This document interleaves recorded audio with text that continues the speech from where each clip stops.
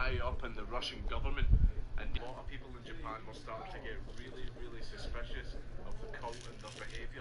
The cult started running hospitals that would lure people into treatment, and then once the treatment was finished, they would hand them an extremely massive bill to try and extort money off them.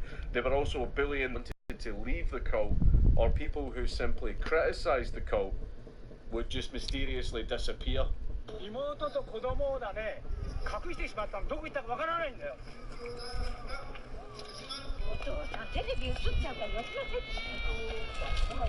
So public suspicion of the cult was at an all-time high, and in 1992, when Aum Shinrikyo rented a building in downtown Tokyo, people got even more suspicious, because the building's windows were completely blacked out, no one was allowed in or even near the building, and any time residents approached the cult members that were guarding the building to ask what they were doing, they refused to give any information. The local residents started to watch the building, and they started to document and take photographs of any suspicious goings on that they seen. And one of the main things that they noticed was there was a lot of strange looking equipment being loaded into the building.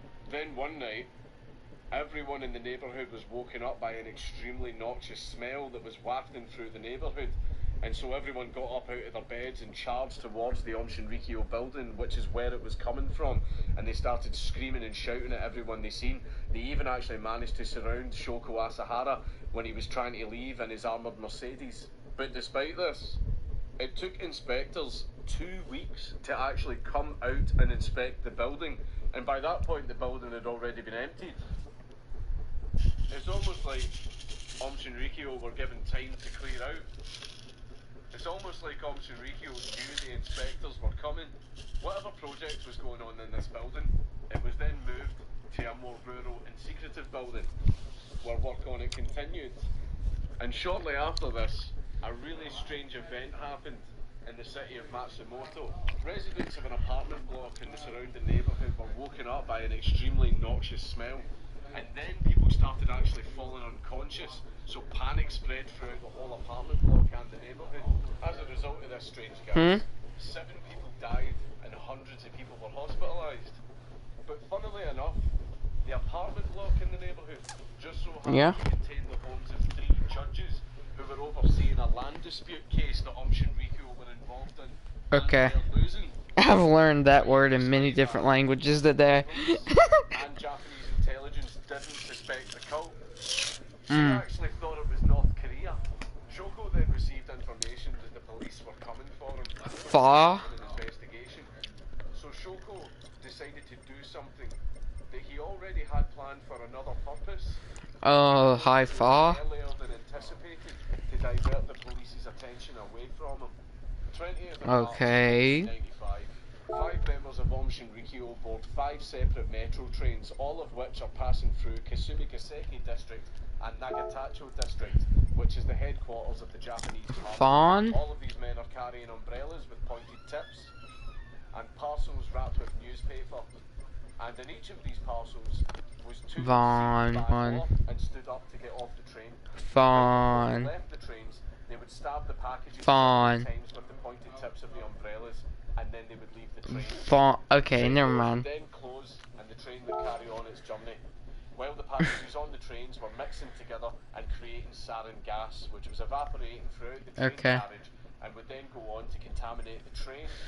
I'm gonna try and grind up to get this like 2,600 horsepower vehicle.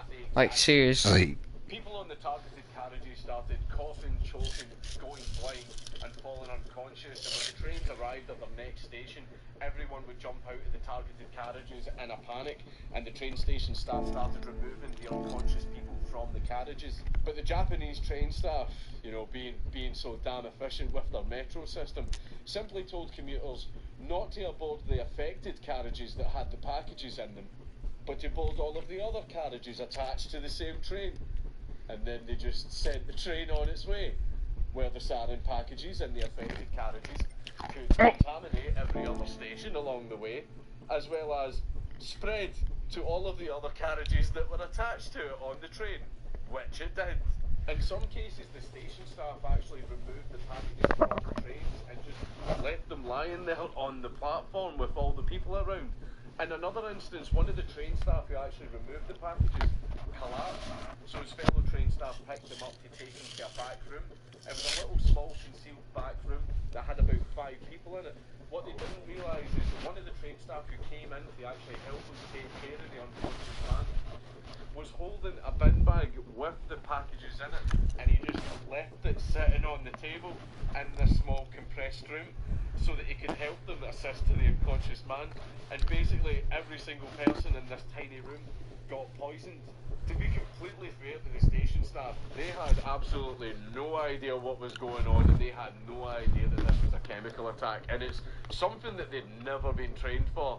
This was like the only terrorist attack that had ever happened in Japan since World War II.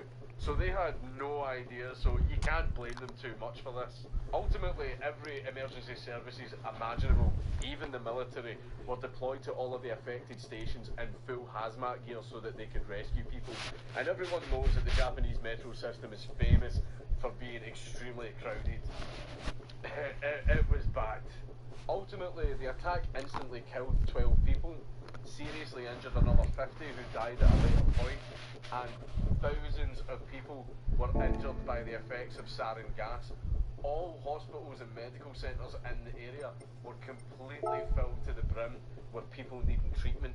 There were even some people who were left severely brain damaged by the effects of the sarin gas, and they're now permanently disabled. There is footage of interviews with these people, but I'm not going to show it because it's actually quite upsetting.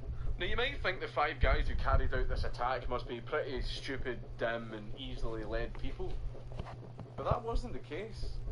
2 of them had degrees in applied physics, another had an honorary degree in applied physics, the other had a degree in artificial intelligence, and the 5th one was a senior cardiologist. Ironic circumstances. So in the aftermath, what did the 5 attackers do? Well, when each of them got off their trains and got outside the stations that they got off at, they were being waited on by other Omshirikyo members in getaway vehicles so that they could escape. All 5 of them were carrying sarin antidote needles, and some of them had to actually inject themselves with the antidote